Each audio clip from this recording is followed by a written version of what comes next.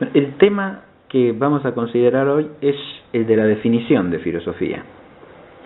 Cuando hablamos de la definición, nos situamos en una perspectiva que es propiamente filosófica, en cuanto que es propio de la filosofía el preguntar qué es cada cosa, es decir, el preguntar por la esencia de las cosas. Y es en este sentido inicial que vamos a tomar la reflexión sobre la definición de filosofía. He usado dos términos que conviene relacionar ya de entrada. Uno es esencia y otro es definición. Esos dos términos aluden a dos extremos correlativos de una relación. La esencia es en la cosa lo que la definición trata de esclarecer reflexivamente en la inteligencia. El término definir, que usamos en nuestra lengua castellana, término latino, hace alusión a la idea de deslindar, delimitar, hallar los confines de algo y ponerlos de manifiesto. Ese hallar los confines, los términos de algo, sirve como una idea física que da como un punto de apoyo para entender que de lo que se trata es de captar la determinación propia de algo. La palabra determinación y la palabra definición son correlativas también, y en el fondo vienen a significar lo mismo. Sin embargo, cuando hablamos de una determinación, por lo menos en el vocabulario filosófico, pensamos en algo que se da en la cosa, mientras que la definición es algo que se da en nuestro pensamiento. La determinación sería aquello que hace que la cosa se distinga de las demás, que una cosa cualquiera, por tener esa nota, se deslinde de las cosas que no la tienen. Por lo tanto, se distinga de esas, se oponga de algún modo a esas otras cosas, porque ella lleva esa determinación que no se dan las otras. Esa nota es algo constitutivo de la cosa. Y por ahí nos vamos acercando a la idea de la esencia, ¿no? La determinación que constituye una cosa es lo que nos permite reconocer lo esencial de la cosa. Lo esencial es aquello que hace que la cosa sea lo que es. Le es esencial al triángulo el ser una figura poligonal de 3 lados. Le es esencial al perro el ser un viviente corpóreo sensitivo, vertebrado, carnívoro. ¿Y qué más? Le es esencial al hombre el ser una persona que es al mismo tiempo espiritual y corpórea, o el ser un viviente especificado por la racionalidad.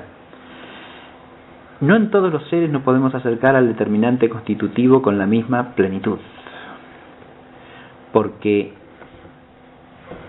la determinación esencial se da en la cosa, pero no porque se dé en la cosa es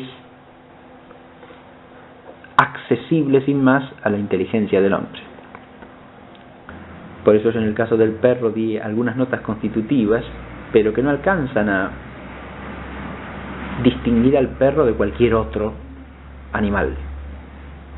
Sin embargo, son notas constitutivas, es decir, le son esenciales.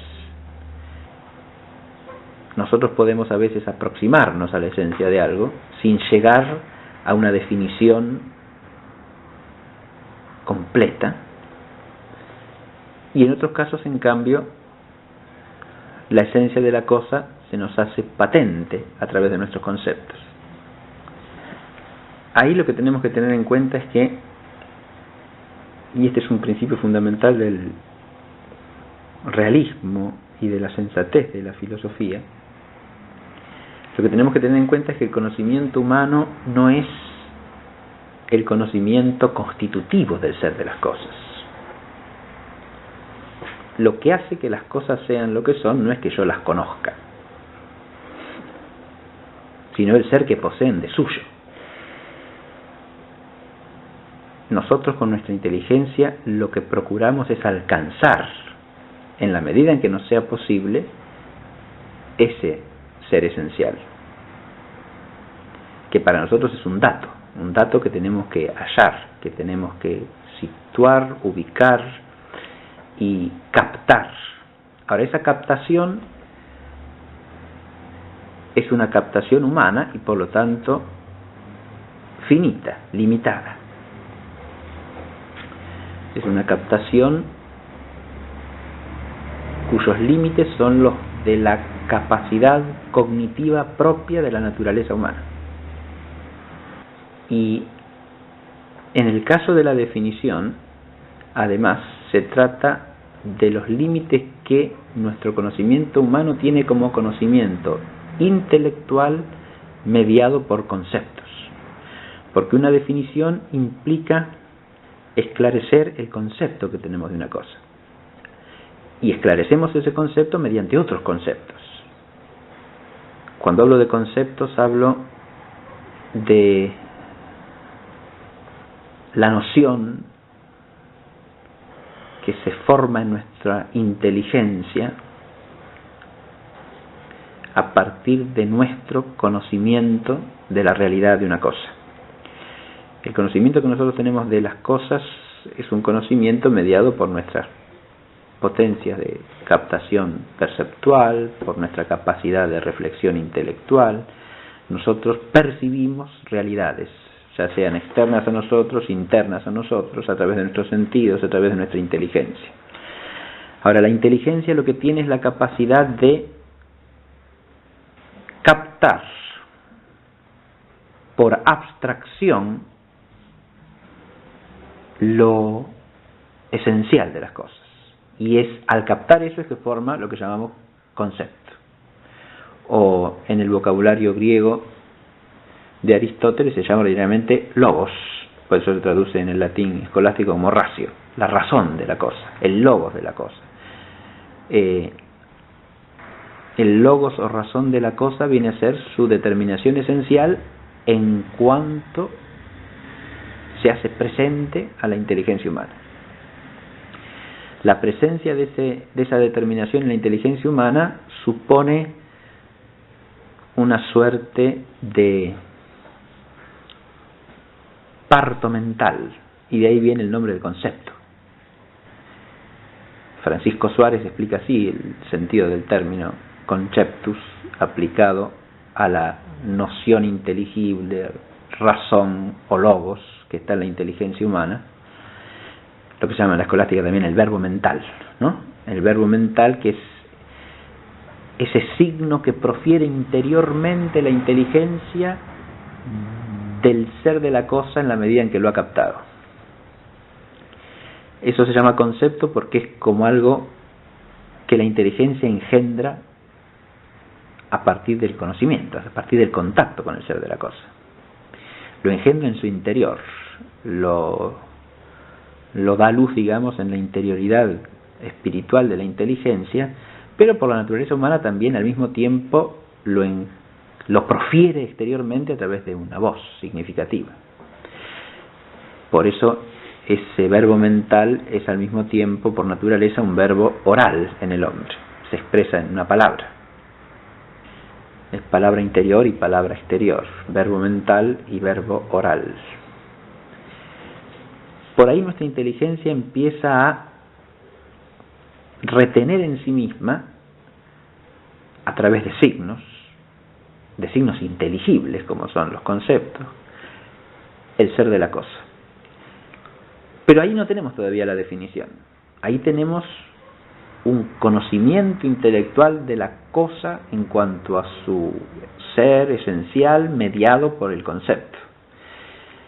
La definición no implica meramente tener formada una noción de las cosas, y eso es fácil de captarlo por simple reflexión, ¿no? Nosotros manejamos muchas palabras asociadas a conceptos que tenemos formados, y sin embargo, si se nos pide que definamos qué es eso de lo que estamos hablando, muchas veces nos vemos en un gran aprieto, ¿no? Nos quedamos perplejos. ¿Qué es eso? ¿Y cómo se define eso? Usamos palabras constantemente de cosas que entendemos que son. Tenemos una inteligencia de la cosa. Conocemos de qué se trata. Y sin embargo no podemos expresarlo en una definición. Entonces la definición no es meramente tener el concepto de la cosa, pero presupone cierto concepto de aquello que queremos definir, y además la posibilidad de esclarecer ese concepto mediante otros que nos muestran lo que constituye la esencia de esa cosa que estamos tratando de saber qué es. La diferencia entre tener un concepto de una cosa y poder definirla es una diferencia de alguna manera entre conocimiento y saber. El concepto nos da un conocimiento intelectual de las cosas, pero no nos hace saber sin más qué es la cosa. Saber qué es la cosa es algo que adquirimos a través de la definición. Es en la definición que tenemos que llegar a captar, mediante una composición de conceptos, cuáles son las determinaciones que constituyen el ser de algo y lo hacen ser eso que es. Y en la medida en que nuestra composición de conceptos expresa adecuadamente lo que constituye esencialmente algo, es una buena definición. Esto que he dicho es una introducción elemental al concepto clásico de definición.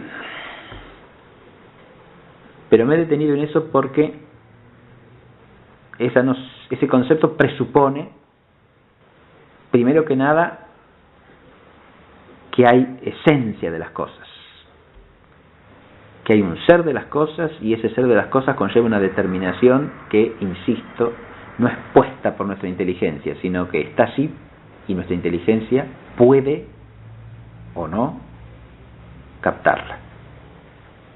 Luego supone que la inteligencia humana tiene la capacidad de conocer eso que es la esencia de las cosas. O sea, tiene esa capacidad que llamamos capacidad abstractiva y que permite que la inteligencia retenga a través de un signo inteligible mediador lo que es la cosa en cuanto que ese ser sea inteligible. Y supone también que nosotros podemos delimitar con exactitud o precisión, no siempre, pero sí en muchos casos, cuáles son los determinantes que constituyen lo esencial de esa cosa que conocemos. Y por lo tanto podamos lograr la definición de la cosa. Estas consideraciones generales tenemos que aplicar ahora a la filosofía. El tema de la definición se relaciona con la filosofía por lo menos de dos maneras, que es interesante apreciar. Por un lado, porque como ya he dicho, definir es propio del filósofo. Es algo que se explicita ya en la figura de Sócrates y que a partir de ahí ilumina la totalidad de la tradición de la filosofía. La pregunta por el ser de la cosa adquiere en Sócrates la forma de una pregunta por la definición. ¿Qué es esto? ¿Qué es la justicia? ¿Qué es la fortaleza? ¿Qué es el alma? ¿Qué es la belleza? Al filósofo le corresponde preguntar qué es, porque la filosofía está asociada precisamente al conocimiento de lo esencial. Pero la relación de la filosofía con el tema de la definición viene también por otra vía, y es que la filosofía también desde los orígenes se pregunta por su propio ser, es decir, ¿qué es ella misma? El filosofar es una actividad plenamente refleja o reflexiva, en el sentido de que se pregunta también por su propia esencia. La caracterización de la actividad filosófica nace con la filosofía misma. Tanto en Heráclito como en Parménides tenemos una reflexión profunda acerca de cuál es la tarea del filósofo y en qué consiste la filosofía. Y eso se explicita ya mucho más ampliamente en Platón y en Aristóteles, que son los que dan origen a lo que podemos llamar la definición clásica de filosofía. Y en esa definición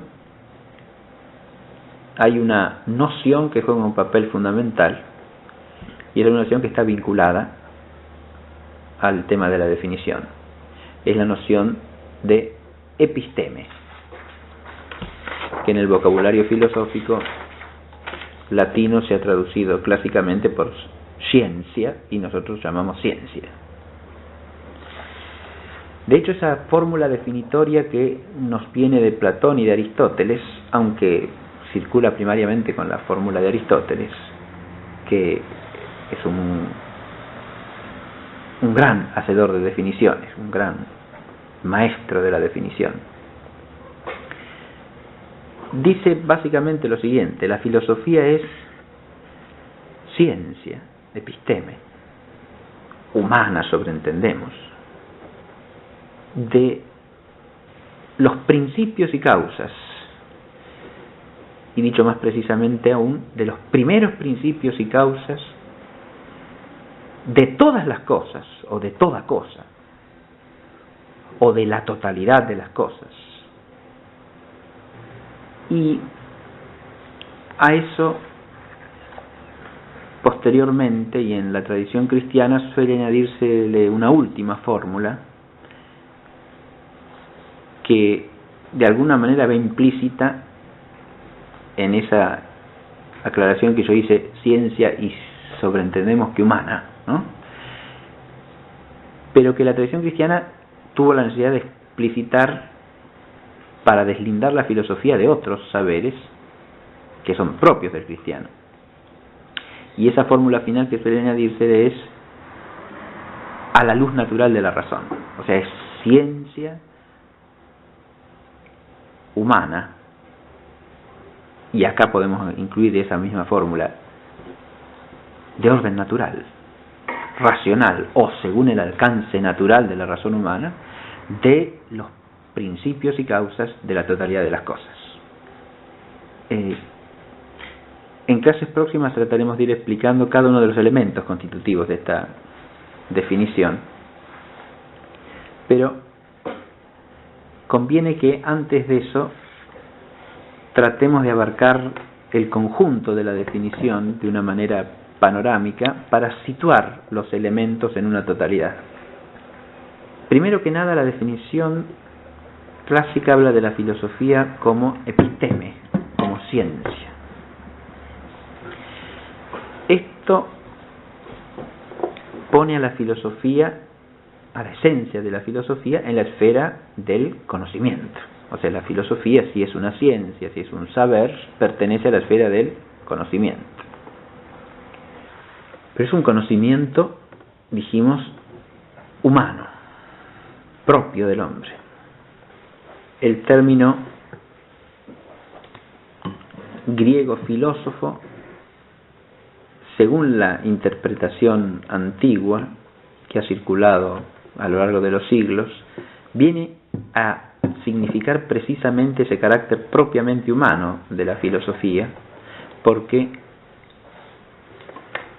entendiendo los griegos antiguos que la sabiduría, o sea, sofía, era algo propio del ser divino y no del hombre, al hombre le correspondía más bien el ser un amador de la sabiduría que el llamarse sabio. Si el epíteto sabio no es propio del hombre, sino que es propio de la divinidad. Ahora, el hombre está llamado a saber, a diferencia de otros seres que no pueden tener relación alguna con la sabiduría, con una sabiduría perfecta que los trasciende, pero a la que no pueden tener acceso alguno ni por participación de ninguna manera. El hombre sí está llamado a cierta participación en esa sabiduría. pero una participación según la medida humana. Y lo que el término filosofía quiere destacar de entrada es eso, ¿no? Entonces, lo primero que hay que hacer para ubicarse en el concepto de filosofía y en la esencia de la filosofía, por lo tanto, es tener noción de esta peculiaridad del hombre como ser racional,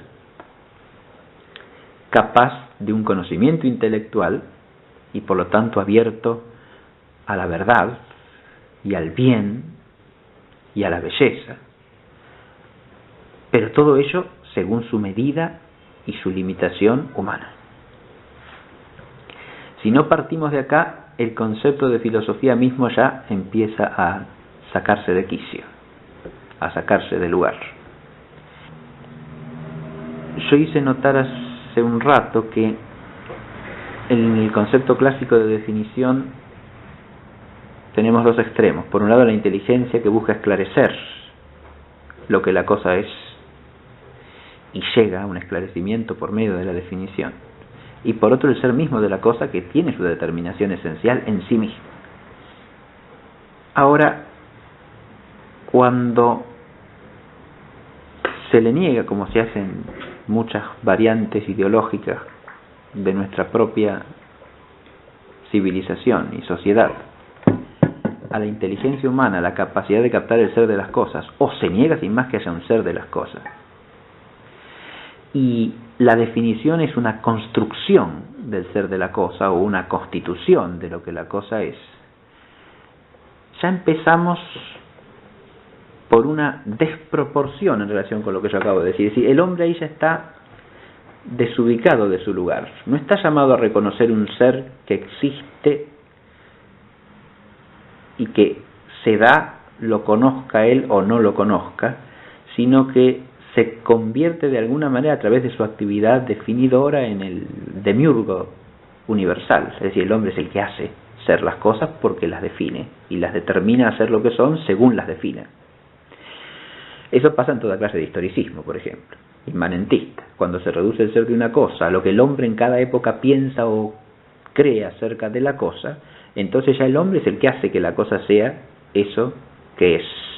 Y la definición, lejos de ser una definición que reconoce los límites que el ser le pone a la inteligencia del hombre, es una definición que establece los límites, porque dice lo que la cosa es, postula lo que la cosa es, lingüísticamente, activamente, como sea, según la variante inmanentista en que nos movamos, podrá ser de una manera o de otra, a través de una construcción social, a través de una postulación ideológica, nos movamos dentro de una visión materialista, de una visión idealista, eso variará, pero no varía esto fundamental que estoy tratando de explicar, la idea de que el hombre es el que constituye lo que las cosas son, porque no hay una determinación fuera de lo que el hombre ponga.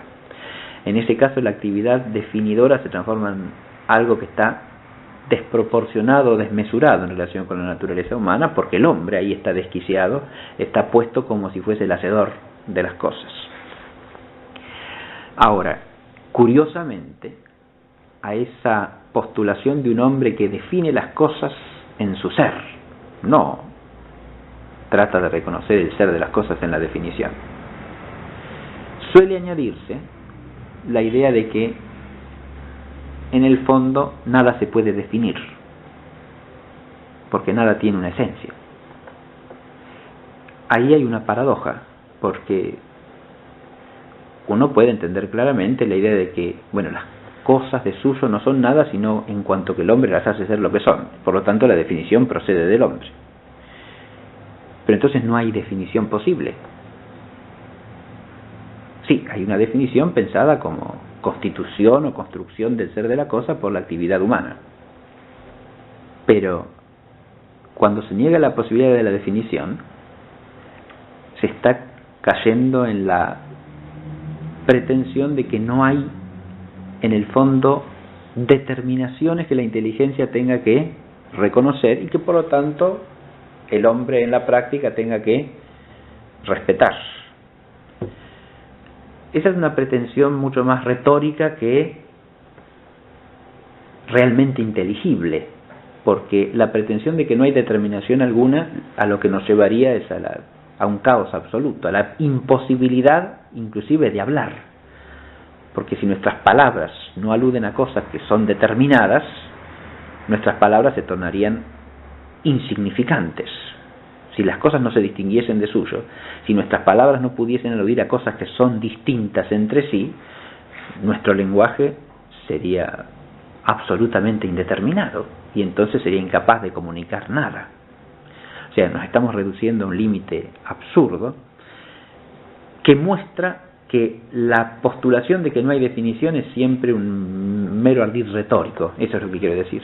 La idea de que las cosas no se pueden definir es siempre meramente retórica. Porque en el fondo lo que se está haciendo es rehuir alguna definición para postular otra, en todo caso. Pero honestamente lo que hay que plantear es cuál es la definición auténtica, no que las cosas no se puedan definir. Porque siempre se postulará, a menos implícitamente, alguna definición de la cosa. Si uno repasa algunos libros recientes sobre este tema de qué es la filosofía, escrito por autores que no reconocen la fórmula clásica, se encontrará con que de alguna manera abordan a cierta definición. Por ejemplo, hay un libro que recoge una serie de conferencias de Lyotard y que se titula ¿Para qué filosofar? Y si uno recorre las 4 conferencias, advierte que hay ahí una cierta noción de filosofía que está definida de alguna manera, dentro de una mentalidad que tiende al escepticismo, que no reconoce que la filosofía sea saber alguno, que el filosofar convierte al filosofar en una búsqueda, y que entiende la filosofía a partir del deseo.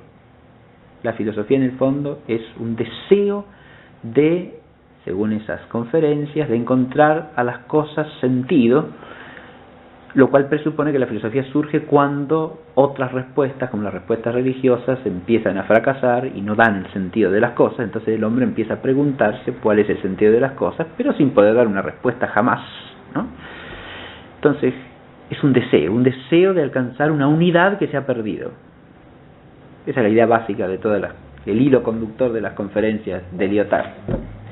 Pero si uno quisiese entender esa definición, tendría que preguntarle al autor qué es el deseo, cosa que nunca se detiene a definir. Da por sentado que todo el mundo entiende de qué habla cuando habla de deseo. ¿Deseo de qué? ¿Y deseo de quién? ¿Que procede de dónde? Por las alusiones que hace en algunos pasajes, uno puede entender que su noción de deseo es bastante oscura, racionalista, hace alusiones a Nietzsche, a Freud, pero nunca define lo que es el deseo. Entonces nos pone en un problema, porque tenemos que entender bien qué es ese deseo para poder entender qué es la filosofía. ¿De qué deseo está hablando? ¿No?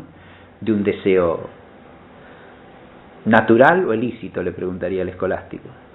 Y ya empezaríamos a ponerlo en un brete, me parece, al autor, porque el asunto es de qué clase de deseo se trata. ¿De un deseo propio del hombre como ser racional o no? Ahora, un deseo que surge porque el hombre entiende algo o simplemente porque es un apetito natural de la inteligencia.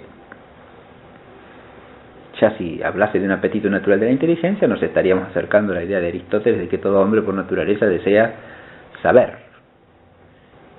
Y entonces ya no estaríamos absolutamente fuera de la definición clásica, ¿no? Aunque la caracterización que este autor hace tendería a un cierto escepticismo, porque sostiene que la filosofía nunca llega a ninguna respuesta perdurable ni sólida, pero que siempre hay que seguir buscando, ¿no? De todas maneras, esa afirmación de que la filosofía nunca llega a una respuesta perdurable, si pretende ser absoluta, también presupone que alguna cosa con la inteligencia se puede saber con certeza, ¿no? Como en todo escepticismo existe ese trasfondo de confusión y ese margen retórico de tratar de disolver la certeza, generando algún tipo de certeza a su vez, ¿no? Bien. Yo ponía eso como ejemplo simplemente para que se advierta que el problema de la definición de la filosofía, como el de la definición en general, no se eluden realmente a través de los subterfugios retóricos de decir Bueno, esto se puede definir de muchas maneras, cada quien puede postular su definición, depende de quién lo defina. Porque cuando pedimos la definición de algo no estamos pidiendo qué le parece a fulano que una cosa es. Estamos preguntando por el ser de la cosa y no por la opinión o el parecer de alguien. De manera tal que no se responde la pregunta por la definición haciendo un catálogo de opiniones. Eso es como si yo le preguntase a una persona, ¿usted quiere hacer esto? Y entonces me dice como respuesta, fulanito piensa que sí, menganito piensa que yo tengo inclinación, y el otro tercero dice que en realidad no quiero. Yo no le estoy preguntando qué opinan otros acerca de eso, estoy preguntando a usted si quiere o no quiere. Ahora, una persona que contesta eso está recurriendo evidentemente a un subterfugio, no está contestando la pregunta que yo le hago. Ahora, si yo pregunto qué es algo, no estoy pidiendo un catálogo de opiniones, estoy pidiendo la definición, es decir, que se esclarezca intelectualmente mediante conceptos la esencia de eso por lo que pregunto. Sí es cierto que en todo saber humano es importante tener en cuenta el parecer de los estudiosos y preferentemente de los sabios, de los que saben en ese asunto. Por lo tanto, es bueno conocer cómo se ha definido la filosofía a lo largo de la historia de la filosofía. Pero eso no es más que un medio o instrumento para llegar al conocimiento esencial. No es algo que pueda sustituir la respuesta acerca de la definición. La respuesta acerca de la definición tiene que darnos a conocer la esencia de la cosa y no el parecer de alguien. Acá nos topamos con un problema que podemos decir es del hombre, no como hombre, sino más bien del hombre en cuanto a su condición debilitada o enflaquecida, porque aceptar la definición de las cosas a veces entraña para el hombre un riesgo. Es decir, ¿por qué rehuimos a veces la definición? Por eso yo puse también el ejemplo de esa pregunta. Le pregunto a alguien, ¿quiere usted hacer esto o no? Ahí la respuesta tiene que ser una definición, que en ese caso es una determinación de nuestra propia voluntad, ¿no?, acerca de un objeto determinado. Es que nos hagamos reflexivamente conscientes de si queremos o no queremos algo y expresemos ese querer. Pero ese ejemplo me resulta didácticamente adecuado para explicar esto que quiero decir. A veces rehuimos la definición por la sencilla razón de que el definir implica para el hombre dos cosas. Primero, la determinación. Es decir, pasamos de una cierta indeterminación a una determinación. Y eso nos fija, nos ata, nos liga. Es vinculante, para decirlo de alguna manera, ¿no? Y ese vínculo puede entrañar consecuencias arduas para el hombre. Y lo arduo siempre nos cuesta. No es casual que rehuyamos de ordinario definiciones que nos resultan arduas, no definiciones acerca de cosas triviales. Esas no tenemos problema en definirlas. Pero por otro lado, la definición, al ser una determinación, nos hace salir del campo de lo posible e implica que de entre múltiples posibilidades nos tenemos que atener a una. No nos deja en la indeterminación. Y el estar de alguna manera en el terreno de la indeterminación puede ser una situación relativamente más cómoda para el hombre, en cuanto que no implica un compromiso con algo determinado y además le genera esa sensación en realidad ilusoria de libertad, ¿no? En la medida en que yo no estoy definido puedo elegir, ¿no? estoy todavía en posibilidades de elegir. Eso es una tentación para el hombre en cuanto que el hombre no advierta con seriedad lo que significa vivir humanamente, ¿no? Pero al mismo tiempo es cierto que es una tentación que podemos experimentar hasta cierto punto todos, porque el permanecer en cierta indeterminación hace que conservemos la posibilidad de lo uno o lo otro, ¿no? Insisto que eso es una ilusión de libertad, porque la libertad no consiste en esa posibilidad de elegir cualquier cosa. La libertad consiste precisamente en la capacidad de distinguir con la inteligencia el bien y la jerarquía de los bienes y de abrazar voluntariamente el bien mejor, para quedar fijado a él, claro. Eso es lo que perfecciona al hombre, no el hecho de elegir, porque si yo elijo lo menos bueno, o elijo algo que solo es bien por apariencia, lejos de perfeccionarme, me imperfecciono. Aunque eso a través de un camino pueda resultar en un aprendizaje del cual salga mejorado. Como dice el refrán, Dios escribe derecho en renglones torcidos. Eso pasa, sí, obviamente, pero uno a través del aprendizaje del error puede alcanzar un bien, ¿no? Eso es verdad. Pero no que lo busque deliberadamente así. Que eso puede darse, es cierto, pero no que se busque como tal. De hecho, cuando se quiere algo, se lo quiere como bien. En el caso del conocimiento, el aceptar una determinación en la inteligencia implica que la inteligencia reconoce el ser de la cosa, ¿no? Y al reconocer el ser de la cosa, reconoce algo que es un límite para ella.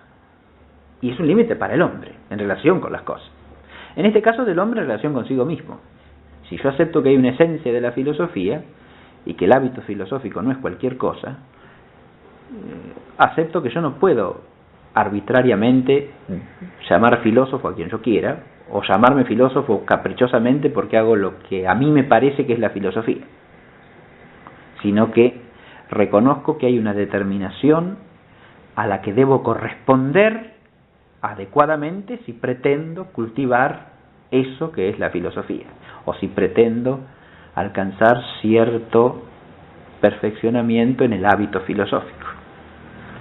Ahora volvamos de este rodeo al planteo inicial. Yo dije que la filosofía tenía una doble relación con la definición, ¿no? Por un lado, el filósofo procura definir porque la filosofía tiene que ver con el conocimiento de esencias, y por otro, la filosofía siempre ha tratado de esclarecer su propia esencia.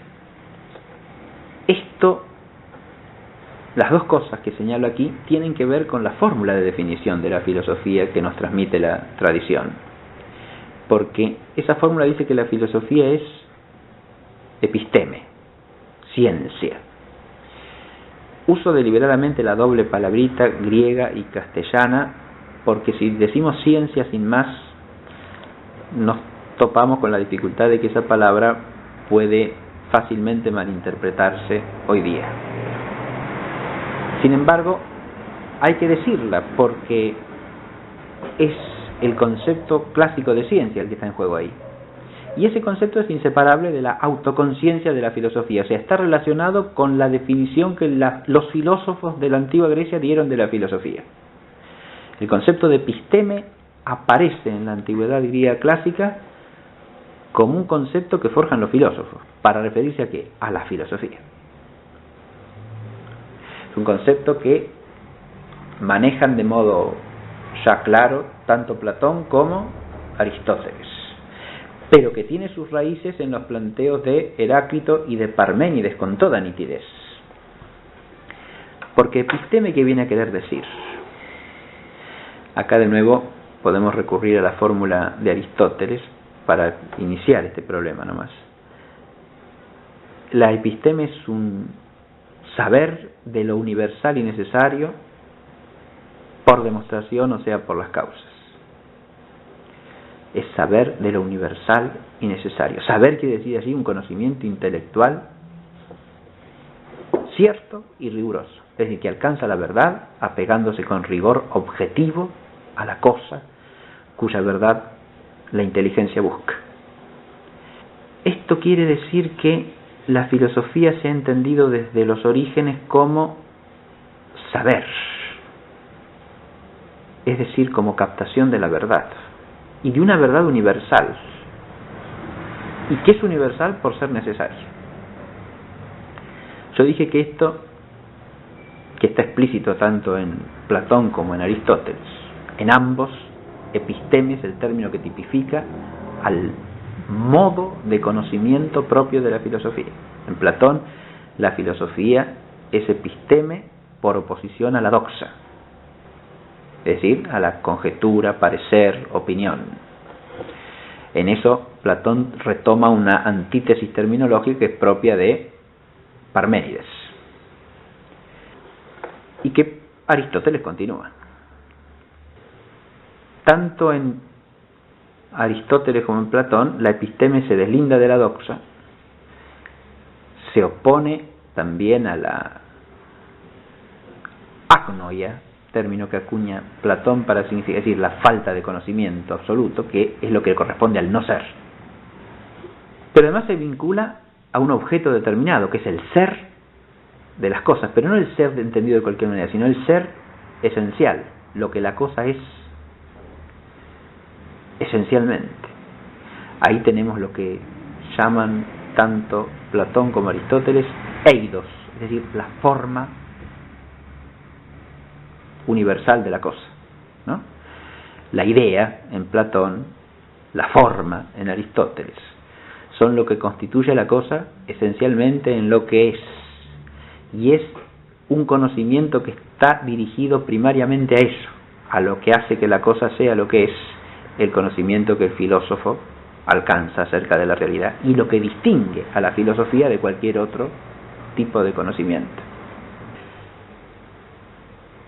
Eso, por ser esencial, es necesario, y por ser necesario es universal, eso que constituye a la cosa en lo que es.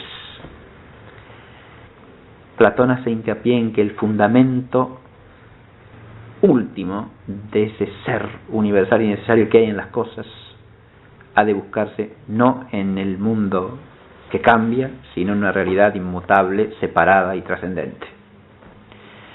Aristóteles, en cambio, hace hincapié en que las cosas del mundo que cambia llevan en su propio ser una determinación que las hace ser lo que son.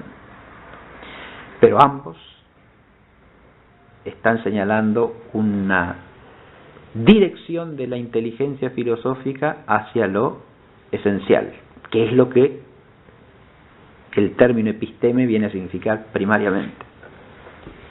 Ahora, eso, digo, ya estaba en Heráclito y Parménides, señalado por dos vías distintas pero complementarias, porque Parménides hace hincapié en que la vía del saber es la vía del ser, o sea que el filósofo tiene que encaminarse hacia el ser de las cosas, si quiere salir de ese círculo vicioso del apego a la mera fenomenicidad. O sea, si el hombre se hunde en los fenómenos, si se encierra en la esfera de los objetos captables por la experiencia sensorial, no puede salir de la opinión. Y si no puede salir de la opinión, se mueve en un círculo vicioso. O sea, gira como en círculos sin poder llegar a nada que trascienda de ese movimiento circular de los cambios de la naturaleza.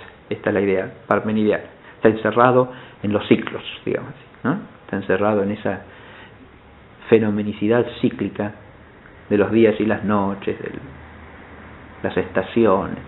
No sale de ahí. Está encerrado en lo temporal, está encerrado en lo inmanente, ¿no? Si quiere salir del círculo de la opinión, que tiene que frecuentar también porque él vive en ese mundo. Parménides no rechaza la necesidad de la opinión, del parecer acerca de lo fenoménico. Pero si quiere salir de ahí, entonces tiene que fijar su mirada en algo que trasciende del fenómeno, y eso es el ser mismo.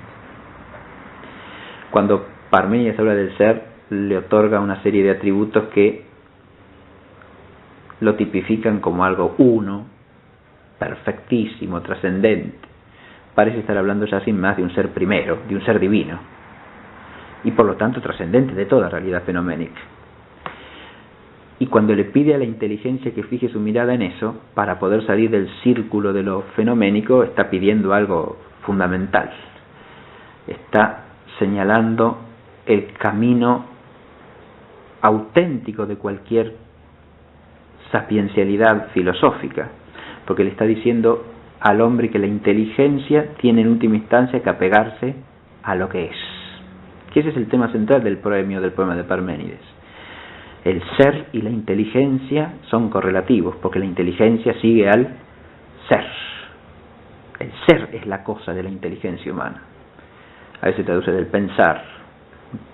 Eso es impropio, en mi opinión, porque de lo que habla Parménides propiamente es de la inteligencia como tal. La inteligencia y el ser van juntos porque la inteligencia sigue al ser. Podemos entender algo en la medida en que es. Y de ahí el vínculo entre inteligencia y determinación también, porque lo que es algo, y si es algo tiene una cierta determinación. El no ser, en cambio, no es vía alguna, es una vía muerta, porque el no ser no es. Y ese no ser es el límite de la absoluta ininteligibilidad. Ahí no hay inteligencia posible alguna. En cambio, las cosas que son y no son, como dice Platón, las cosas que cambian, los fenómenos, esos, para usar de nuevo la fórmula de Platón, participan del ser, pero no son el ser mismo. La mirada del filósofo, según la visión de Parménides, tiene que estar dirigida al ser mismo, para poder entender en la medida de lo posible qué son esas cosas entre las que nosotros vivimos, que son y no son, y entre las que estamos nosotros mismos, pero con una inteligencia que nos sitúa en la línea del ser mismo. Heráclito apunta en la misma dirección por otra vía, dije, que es la del logos. Heráclito también percibe esa mutabilidad de las cosas del mundo físico como un dato inexorable. Todas las cosas cambian, ¿no?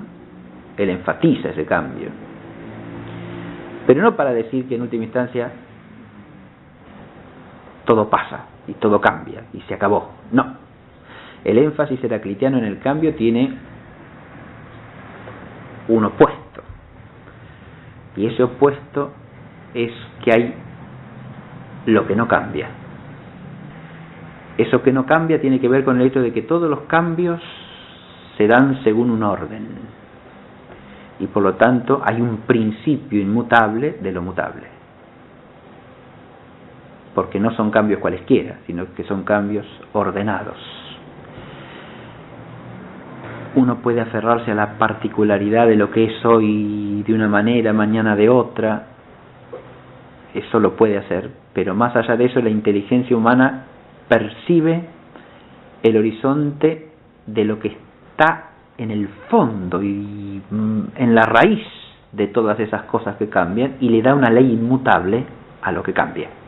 Y eso no puede ser sino algo universal y necesario e inmutable. De nuevo, a ese algo Heráclito lo nombra con el término griego logos.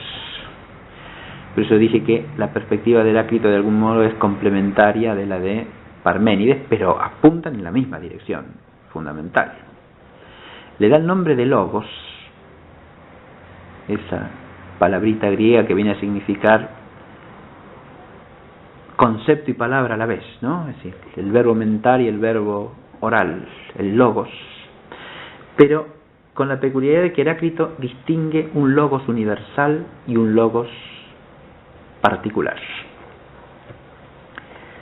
El logos universal no es del hombre, es un logos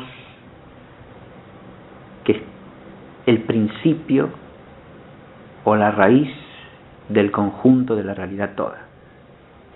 Y en el hombre hay ese es el logos, el gran logos, digamos, el logos universal, el que atraviesa todas las cosas, incluido el propio hombre como naturaleza.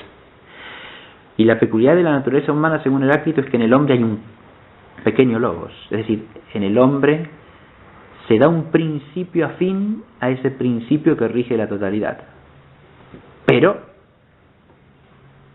ese principio está en el hombre con medida humana, es decir, es un pequeño logos, es el logos humano. Ese logos humano hace que el hombre pueda abrirse al logos universal, y eso es lo propio de la filosofía según Heráclito. El logos universal se hace principio reconocido por el hombre a través del logos humano, en la medida en que el logos humano se abre a lo universal y necesario. Y ahí es cuando opone Heráclito la actitud del filósofo que busca ese logos universal a la actitud de los hombres que prefieren contentarse con su parecer como si cada uno tuviese su propio logos. Esa es la frase de Heráclito.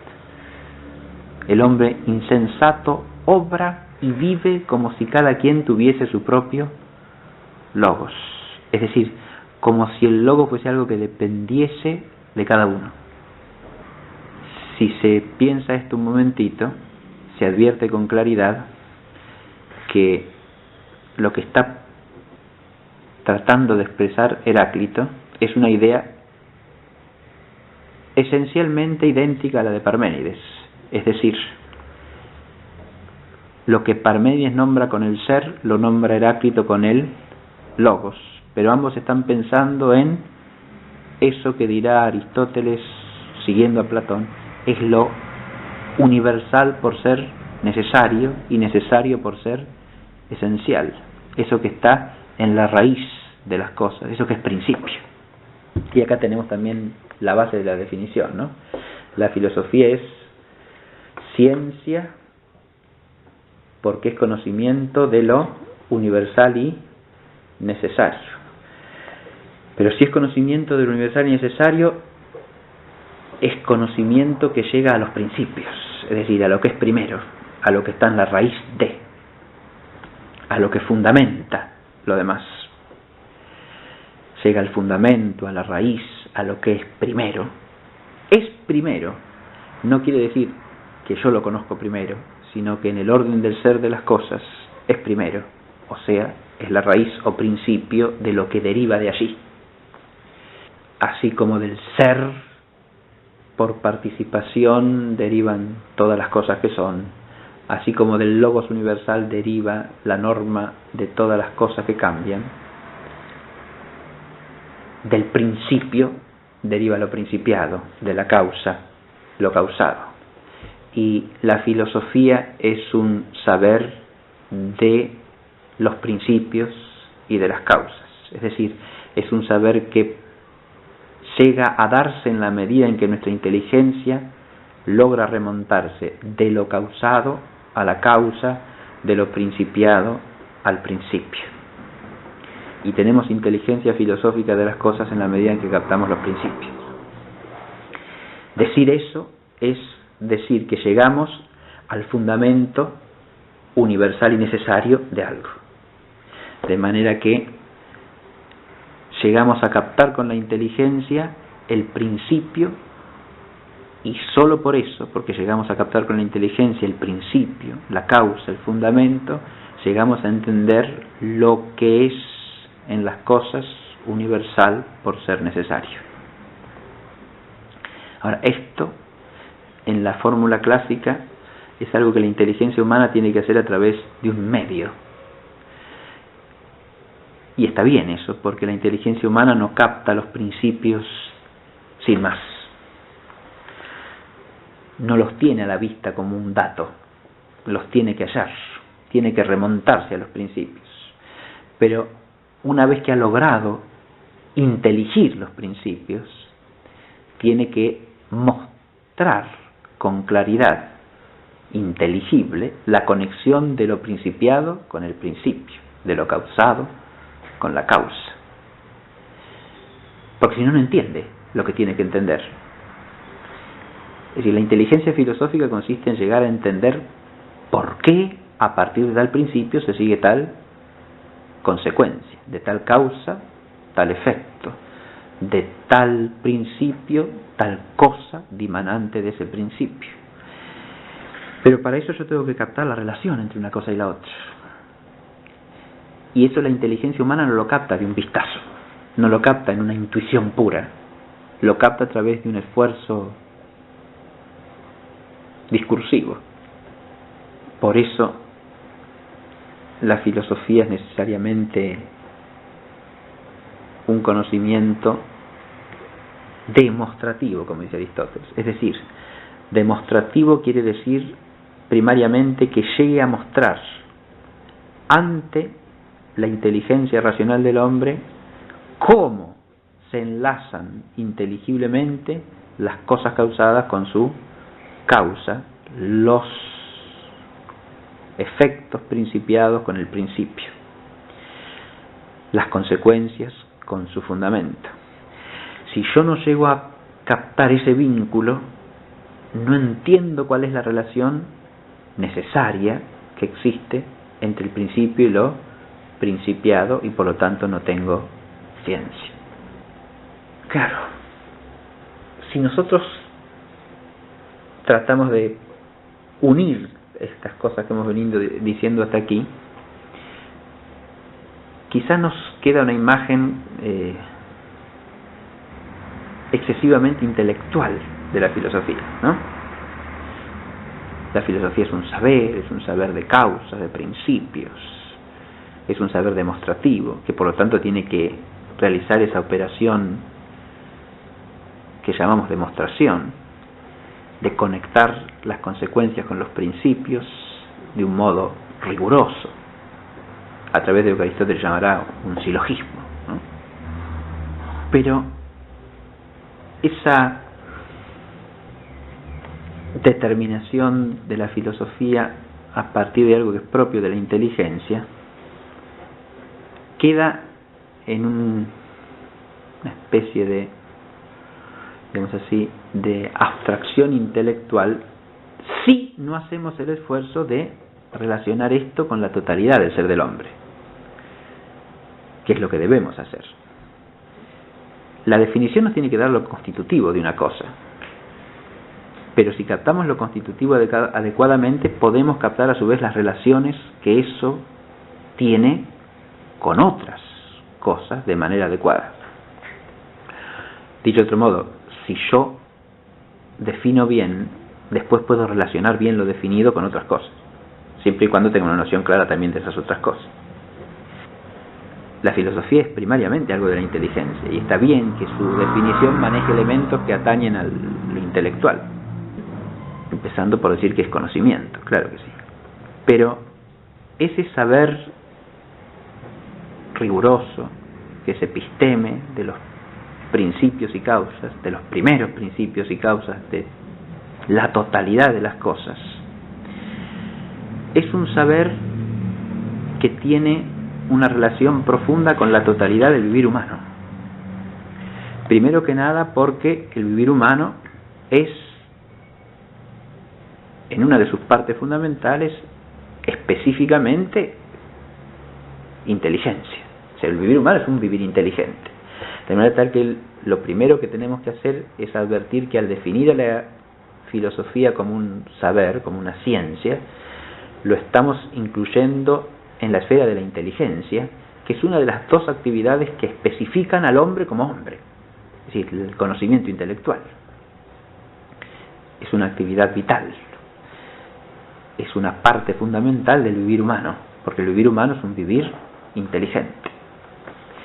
Pero a su vez, al decir esto, nos damos cuenta de que hay que relacionar esa ciencia, ese conocimiento, con las otras dimensiones del vivir humano.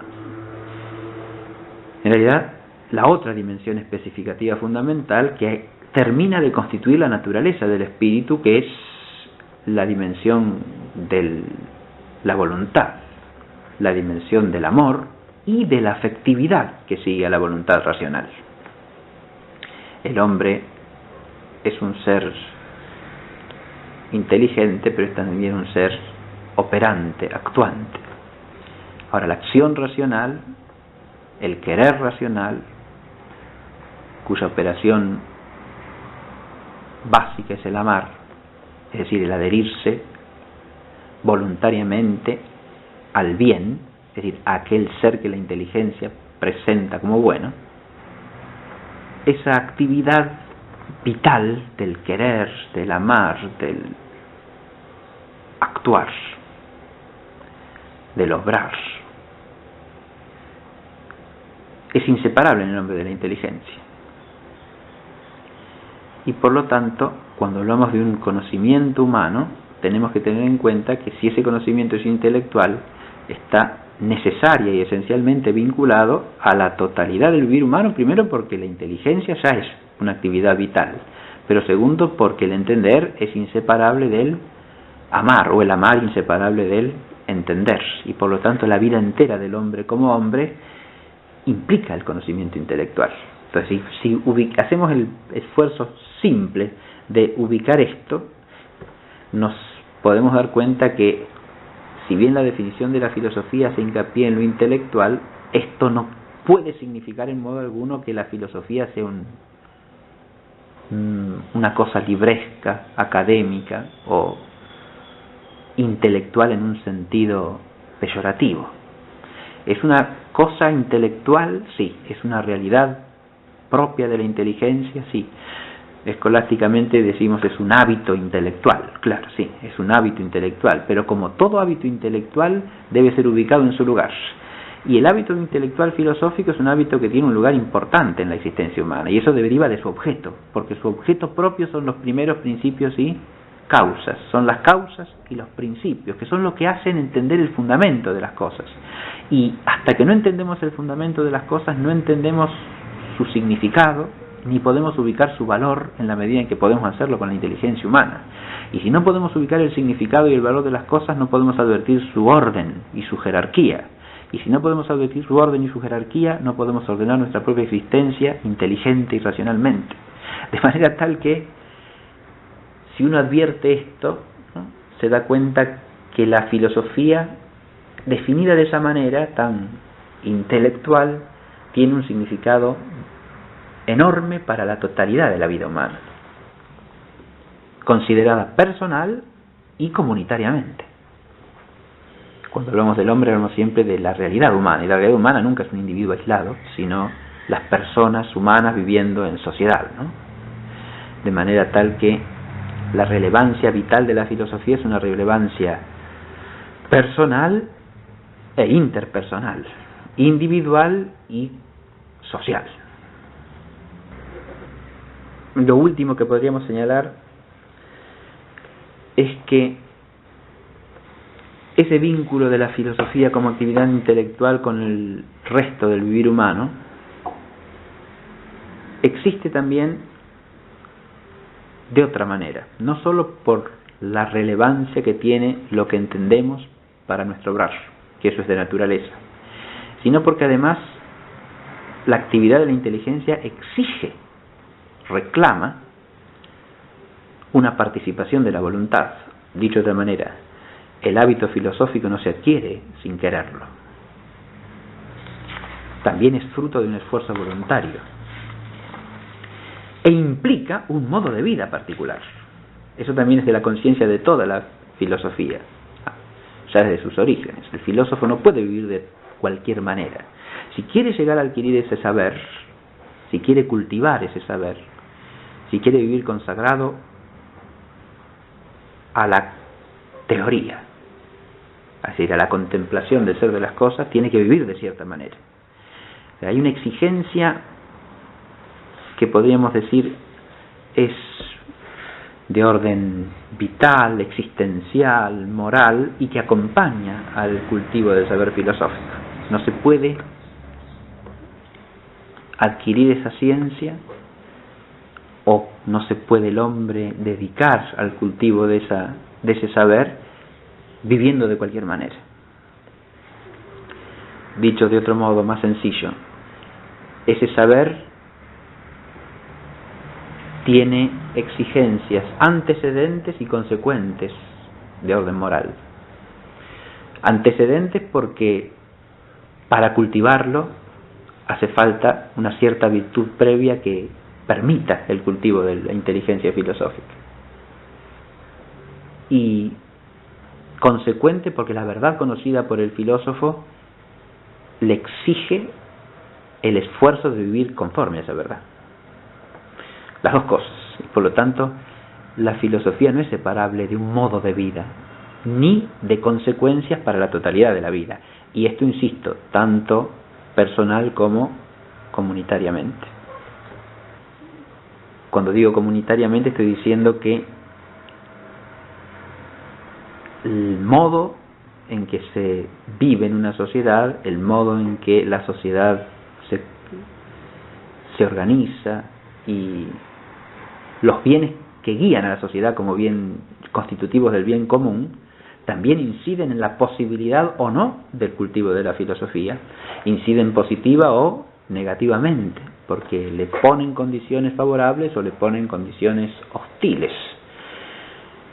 Y lo mismo se diga del influjo que el saber filosófico pueda tener en el conjunto de la sociedad. Puede ser mayor o menor según las disposiciones que esta sociedad tenga y según esta sociedad valore o aprecie el conocimiento de la verdad.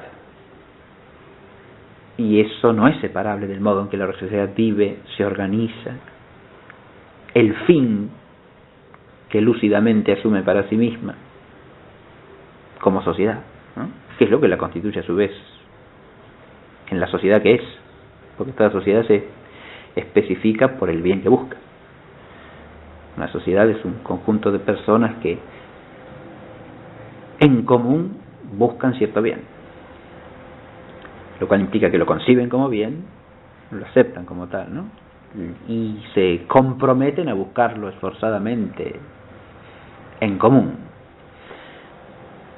Si uno lo ve desde este punto de vista, advierte también que ese tipo de conocimiento que es la filosofía implica un tipo de sociedad y tiene consecuencias para la vida social, ¿no? Si hay sociedades que, digamos así, espontáneamente promueven el filosofar y hay otras que más bien lo obstaculizan, y hay sociedades que estiman el filosofar y otras que más bien lo desprecian, ¿no? Y esto nos muestra que la filosofía no la tenemos que concebir como una cosa aislable o separable absolutamente de la concretud de la realidad humana y de la existencia del hombre como ser social, como ser histórico, sino que hay que entenderla en la realidad concreta del hombre, que es donde se desarrolla el hábito filosófico. Sin embargo, aún advirtiendo eso, hay que tener en cuenta una cosita más, y con esto ya terminamos esta clase. Si entendemos en la noción clásica de filosofía que esta es un saber, y por lo tanto es un hábito intelectual, es también un hábito intelectual bueno, porque si es saber es conocimiento de la verdad, que es el bien último de la inteligencia, en la medida en que la filosofía se hace ciencia. Esto ya lo explicaremos mejor en alguna clase próxima. Digo en la medida en que llega a ser ciencia, porque toda ciencia humana es al mismo tiempo ciencia y búsqueda de la ciencia. Y por lo tanto es al mismo tiempo ciencia y opinión. No acerca del mismo objeto o del mismo respecto, pero sí tiene una zona de certeza y una zona de conjeturas que a su vez va variando, que se va ampliando, que se va reduciendo, que se va desarrollando a lo largo del tiempo. Es un saber progresivo porque es humano. Es un saber perfectible e imperfectible también, que puede perfeccionarse o deteriorarse. De nuevo, tanto en una persona como en una comunidad. Pero a medida que llega a ser ciencia es un hábito virtuoso. Si es un hábito bueno, es una virtud. Es lo que Aristóteles llama una virtud dianoética, o sea, una virtud intelectual. Ahora, ya en la concepción clásica, es una idea de los griegos, ¿no? La virtud es lo que permite al hombre, de alguna manera, trascender el ciclo de los tiempos. ¿Qué quiere decir esto? Los antiguos tenían una concepción cíclica del tiempo, ¿no? Y según esa concepción, el hombre está encerrado en ciclos, ¿no?, que son inexorables. Y uno nace en la época que le toca nacer, ¿verdad? En la época de oro, en la de plata, o en la de hierro. Pero una de las cosas que la filosofía destaca en el conjunto de la tradición griega es que la virtud trasciende el ciclo. Este parece ser un concepto de Platón, porque Platón, precisamente a partir del concepto de filosofía y de la episteme filosófica, entiende que la virtud es algo en lo que el hombre puede ser educado. Dicho de otra manera, la virtud no es meramente algo que le viene desde fuera al hombre, ¿no?, sino que es algo que se puede cultivar desde la interioridad del hombre, y el hombre puede adquirir progresivamente a través de su propio esfuerzo, el esfuerzo de su vida, ¿no? Entonces, si el hombre es educable en la virtud por naturaleza, aún el hombre que vive en la edad de hierro puede, a través de la virtud, trascender su propio tiempo. O dicho de otra manera, la idea de Platón sería que puede haber hombres áureos aún en la edad de hierro, porque siempre es cultivable la virtud. Y entonces la virtud de alguna manera trasciende lo epocal, trasciende el ciclo, es un vínculo con lo trascendente más allá del tiempo. Y esa es la idea esencial de la filosofía, ¿no?, que podemos retener a partir de esta primera clase introductoria, y que tiene que ver con el punto de partida, la definición. Si la definición nos da el conocimiento de la esencia de una cosa, está más allá de lo temporal, porque lo esencial es lo perdurable. Vivamos en la época que vivamos, sea que concibamos ciclos a la manera de los antiguos, sea que concibamos etapas progresivas a la manera de los modernos, lo esencial no está supeditado al tiempo. Lo esencial es lo que trasciende el tiempo. Y si cancelamos eso, desaparece el concepto de definición, de episteme y de filosofía. En cambio, si nos atenemos a esta idea fundamental, ¿no?, lo esencial es lo que nos permite trascender de lo temporal.